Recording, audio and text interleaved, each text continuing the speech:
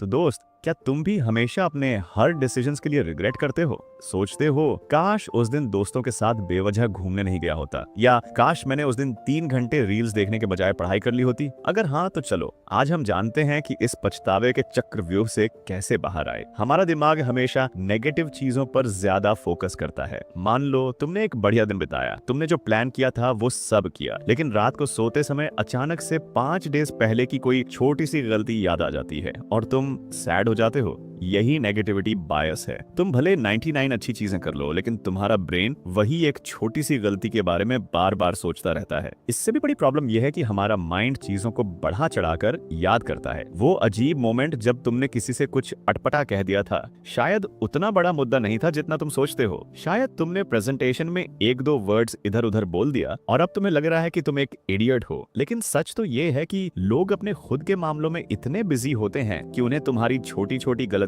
याद भी नहीं रहती। और एक और कारण कि हम हमेशा रिग्रेट करते हैं वो यह कि हम अक्सर सोचते हैं कि अगर हमने थोड़ी और मेहनत की होती तो सब कुछ परफेक्ट होता। बट रियलिटी यह है कि हम अपने डिसीजंस उस समय की हमारी अपनी नॉलेज, इमोशंस और सर्कमस्टेंसेस के आधार पर लेते हैं। बाद में हमें लगता है कि काश ऐसा कर लिया होता, वैसा कर लिया होता, लेकिन उस मोमेंट में हम अपनी समझ के अनुसार अपना बेस्ट डिसीजन लेते हैं।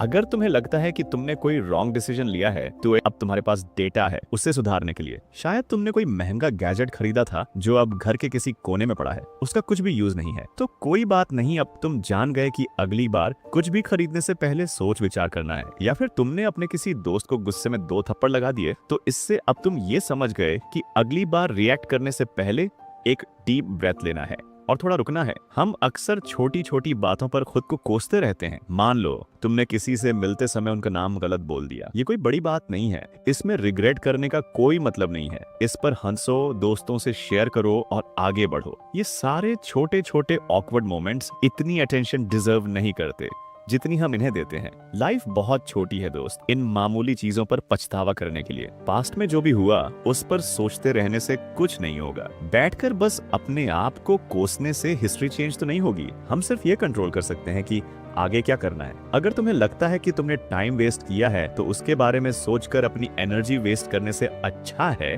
कि उस एनर्जी को प्रोडक्टिव चीजों में लगाओ। अगर एक्सरसाइज नहीं की तो बैठ के पछताने की बजाय उठो, एक एक्सरसाइज का शेड्यूल बनाओ और उसे फॉलो करो। हैप्पीनेस का राज यही है कि हम चीजों को ज्यादा न सोचें। शायद हम थोड़े से डम होकर ज्यादा खुश रह सकते हैं। अपने आप को स्मार्ट समझने वाले लोग अक्सर ज्यादा सोचते हैं और पछताते रहते हैं। वहीं पर खुश लोग डिसीजंस लेते हैं, उनसे सीखते हैं और आगे बढ़ जाते हैं। तो दोस्त, आज बस इतना ही, और मैं उम्मीद करता हूँ कि तुम इस वीडियो को देखने का रिग्रेट नहीं कर रहे होगे।